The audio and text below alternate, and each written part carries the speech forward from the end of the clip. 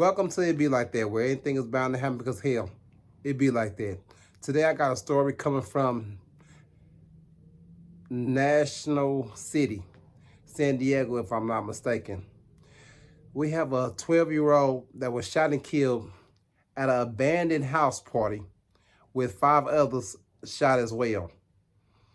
It seemed like it was a uncontrolled party with young teens and young adults. I mean, you have shooting victims ranging from 14 to 18. So you can see what type of party this was. And no, there was no type of parent or no type of guardian over watching nobody. So that's what caused the chaos. Check out the story and come back and we'll chop it up. All right.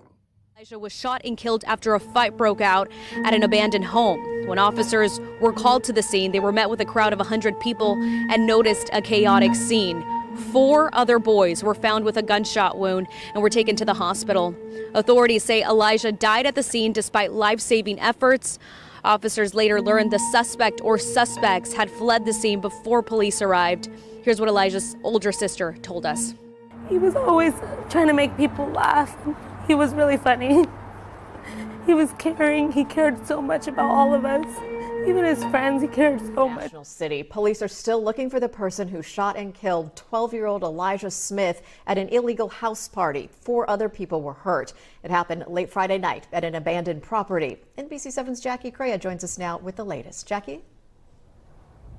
Well, unfortunately, at this point, police are having trouble finding any leads. They say even though there were up to hundreds of teens at the party just up this hill Friday night, getting witnesses to talk or help with the investigation at this point is very challenging. 12-year-old Elijah Smith was killed at a house party just up the hill from these candles and flowers. Marcus Banks was concerned to hear how a Friday night in his neighborhood turned tragic. It's very upsetting. I'm sure we're all wondering how that happens. National City Police say more than 100 teens were partying here. When they arrived, they found 5 people had been shot. 4 were taken to the hospital. I think they heard, it was 5 gunshots, and then the kids started running everywhere, that way. That's when they knocked down the fence. Elijah was pronounced dead at the scene. Over the weekend, his grieving family spoke to NBC7. You know, you hear about these families losing their children. You think, oh my gosh, that happened to me. What would I do? It happened to us. And now we're grieving like all these other parents, and it's not fair. They say Elijah was a happy 7th grader at Lemon Grove Academy. The superintendent says his death has deeply impacted the school community and sent a note notifying parents of resources available to support students coping with the loss. He was always trying to make people laugh. He was really funny. He was caring. He cared so much about all of us. Even his friends, he cared so much. He had the biggest heart ever. But it's not fair. It's not fair that I have to bury my 12-year-old son. We're very devastated. We're devastated. We're heartbroken. This is like a nightmare. Back at the neighborhood where it happened, Banks says there have been parties at that abandoned property often.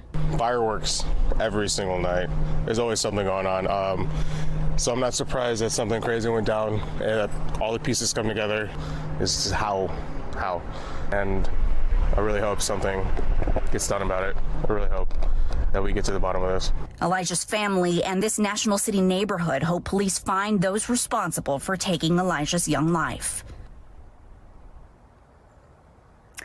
The other 4 victims range in age from 14 to 18 years old. Police tell us they are either stable or have been released from the hospital.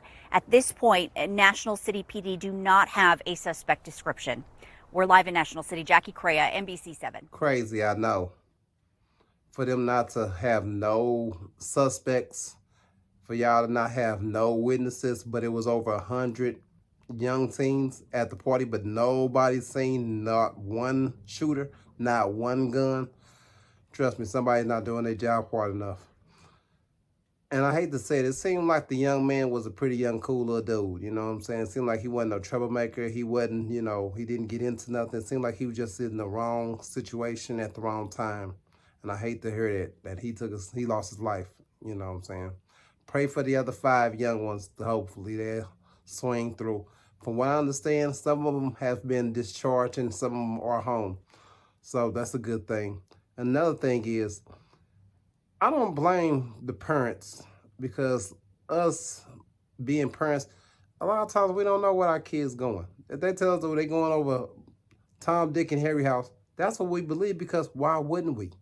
If that's what our kids are known to do, why would we think otherwise? We wouldn't.